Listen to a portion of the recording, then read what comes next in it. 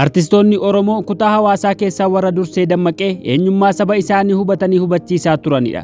Seenaan qabsoo bilisummaa Oromoo yommuu ka'u, seenaa hawwisoo arfan qalloo hin kaasiin darbuun hin danda'amu. Artistoonni keenya kaleessaa warra dukkana keessa dhaabbatee ifa argu, warra roorroo keessa dhaabbatee bilisummaa lallabu, warra hacuuccaa jala jiraatee biyya ijaaru, warra daangaa hammeenyaa caccabsee eenyummaa saba ofii, aadaa fi dhugeeffannaa, afaanii fi amantaa Oromoo barsiisaa turedha. Har'arra teenyee yommuu ilaallu dhaloonni bara 1960moota keessa turan sadarkaa hubannaa fi egeree akeekuutti dhaloota har'aa kana dachaa dhibbaan caalu. Addatti barootaas dhiyoo kana waan takkaa seenaa aartii Oromoo keessatti dhagahamee hin beeknee fi ni ta'a jedhamee hin eegamnetu irra deddeebiidhaan mul'ataa jira. Artistiin silaa uummata dursee fagootti raagu, artistiin jiruu fi jireenya saba ofii hubatee quuqqaasaa sagalee ol kaasee lallabu, har'a garuu saba isaa ibidda waraanaa keessa dhaabbatee wareegama kaffalaa jiru dagatee bakka kaameraan jiruu fi bakka miidhaginni mul'atu qofatti argamaa jira. Weellistoonni keenya hedduun waggoota ja'aas yaa'a seenaa jijjiiranii dhugaa uummata keessa jirurraa faallaa yommuu deeman mul'ata. Kana yommuu jennu garuu weellistoota hundatuu quuqama saba ofii dagatee dhugaa dabsee dhiichisaa jechuu miti. Har'as artistoonni keenya hedduun jireenya uummata isaanii bu'uura godhatanii hojjetu.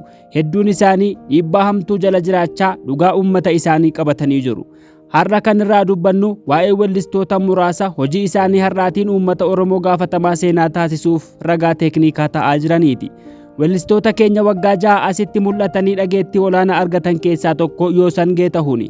Yoosan walleewwan haala yeroo hojjechuudhaan kan beekamu yommuu ta'u, wallee isaa Baala Gizee jedhu keessattis haala yeroo irratti xiyyeeffatee hojjechuun isaanii beekama. Wallee sana keessatti dhugaa uummataa bal'inaan kan ibsedha. Oromoon Baala Gizee jedhamee habashootaan ciga'amu bu'aa inni argate akka hin jirre, ammallee akkuma kaleessaa qotiyyoo walitti camadee qonnasaa akka geggeeffatu, akkuma kaleessaa baay'ee dhama'ee xiqqoo akka argatu, abbaa bunaa ta'ee ofiisaa qola bunaa akka dhugu, akkuma kaleessaa laga bu'ee bishaan waraabbatee dugdaa fi harreetti fe'atee akka galu bifa aartiidhaan haala namaaf galuun hojjeteera. Haa ta'u malee bakka keenyatu bakkanaa kan Gizeen nuuf fidde miti kan jedhu ergaa walaloo sirba isaa keessaa tokkodha.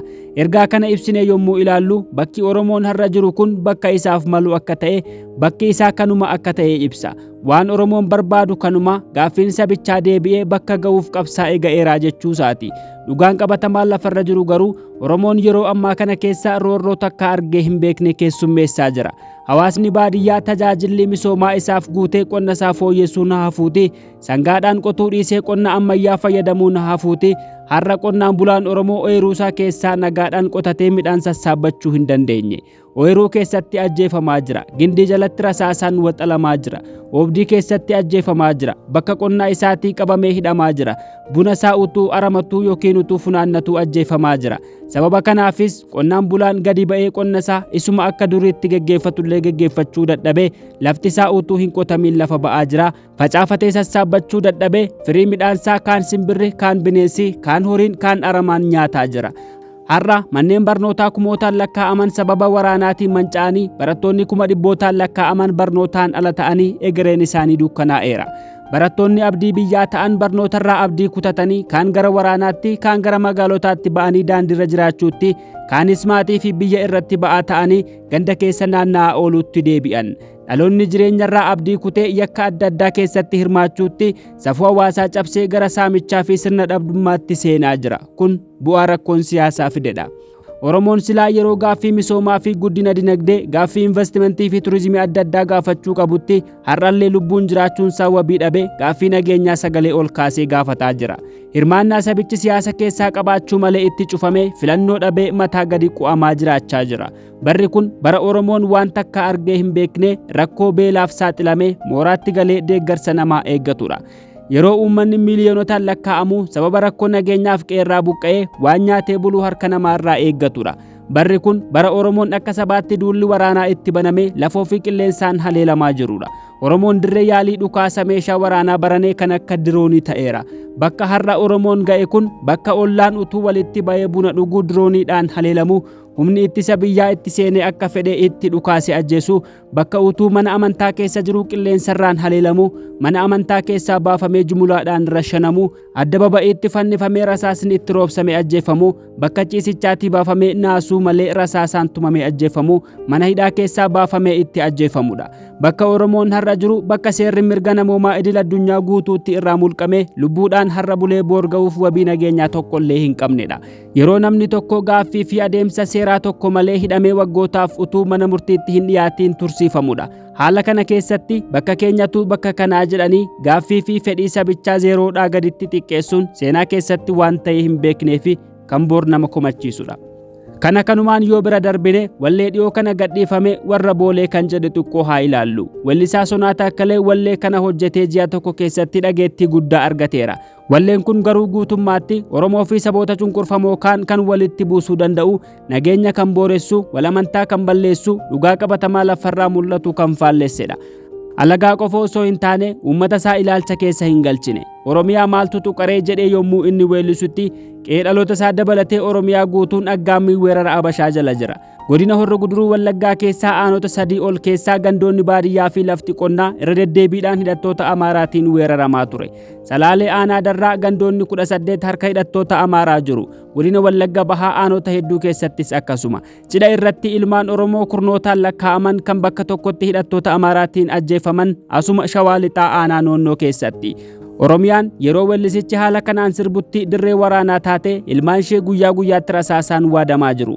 Dacheen Oromiyaa qilleensaa fi lafoodhaan ibiddi irratti roobee golgoloofteetti. Sonaa Taakkalee qe'ee dhaloota isaa deemee maatii isaa dubbisuu akka hin dandeenye shakkiin hin jiru. Kunis sababa Oromiyaan nagaa dhabde karaa adda addaatiin dirree waraanaa taateefi.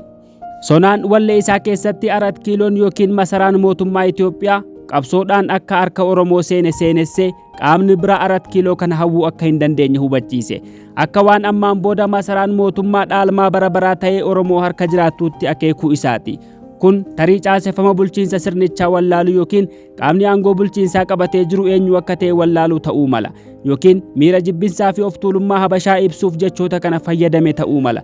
Of tuulummaa fi gaggabni aangoo Habashaa kan hin haalamne ta'ullee aangoo amma biyyicha bulchuu kan of harkaa qabu Oromoo utuu hin taane paartiidha. Paartii Biltsiginnaa jechuudha.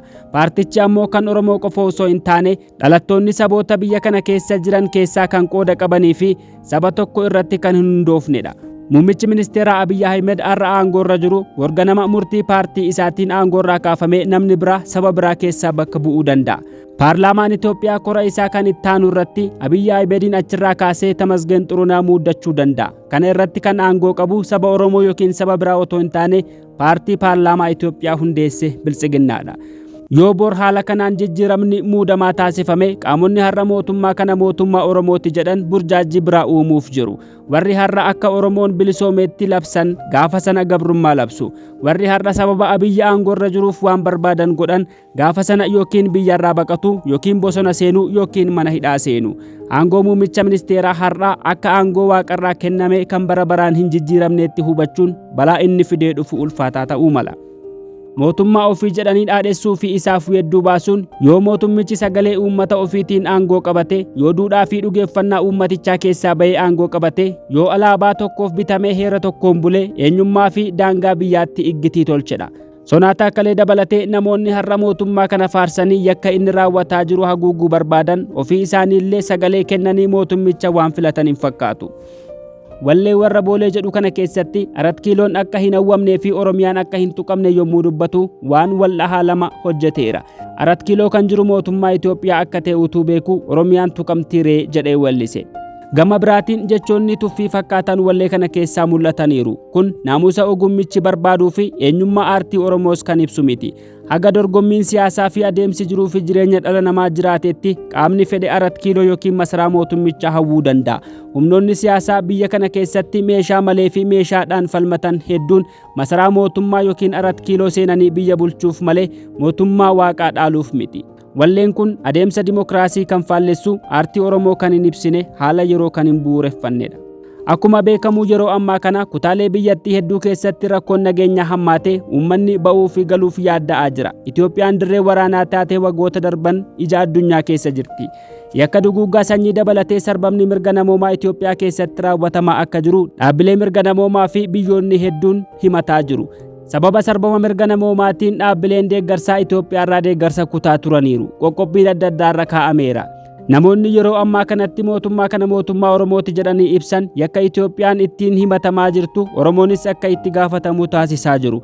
Yakka saboota biyya kanaa irratti raawwatamaa jiruuf Oromoon gaafatama akka fudhatu taasisanii hariiroon Oromoo fi saboota ollaa akka boora'u taasisaa jiru. Kun bakka adda addaatti mul'ateera. Qaamni amma aangoo of harkaa qabu Oromoo waan ta'eef yookiin Oromoo bakka bu'ee osoo hin taane paartii Biltsiginnaa bakka bu'ee akka ta'e hubatamuu qaba. Oromoon yakka amma raawwatamaa jiru kan addunyaan ragaa walitti qabataa jirtu kanaaf gaafatama hoomaa fudhachuu hin danda'u. Garuu namoonni muraasni ogummaa adda addaa qaban gara paartii biyya bulchaa jiru kanaatti siqanii akka fedhan jiraachuu waan danda'aniif qofa Oromoon har'allee miidhama karaa hedduu keessa jiru badii kanaaf gaafatama akka qabaatuuf dhiibbaa taasisanii ollaa waliin walitti buusuu keessaa qooda qabaachaa jiru. Namni kamuu paartii fedhe deeggaruuf mirga qaba. Fedhii isaa sana sabatti fe'uuf yaaluun garuu fudhatama hin qabaatu. Namni yookiin qaamni yakka raawwatu kamiyyuu saba jala dhokatee badii isaa haguuggachuu hin qabu. Sabnis sababa namni sun isa keessaa ba'eef badii nama sanaa haguuguu yaaluu hin qabu.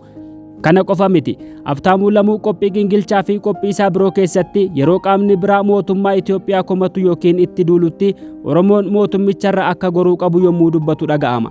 Nutis orma waliin taanee mootummaa kanatti hin duulluu kan jedhu cuunfaa yaada isaati.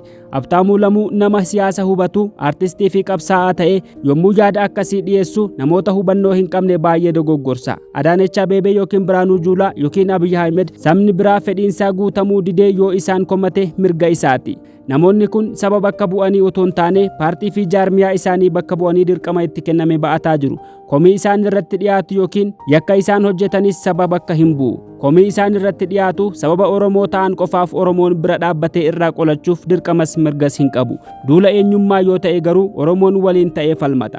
Namoota Oromiyaa irratti lola labsanii qe'ee Oromoo waraanaan goolaa jiraniif Oromoon abukaatoo hin dhaabbatu. Artistoonni keenya hojii isaanii keessatti hojii bu'uura sabaa qabu, quuqqaa sabichaa, aadaa fi eenyummaa isaa kan dhaadessu, isaaniifis bu'aa gaarii kan buusuu fi sabichas kan boonsu akka hojjetan, hojii sabicha xiqqeessu, sabicha gaafatamaa seenaa taasisurraa akka of qusatan dhaammadheen qophii kallattii har'aa goolaba.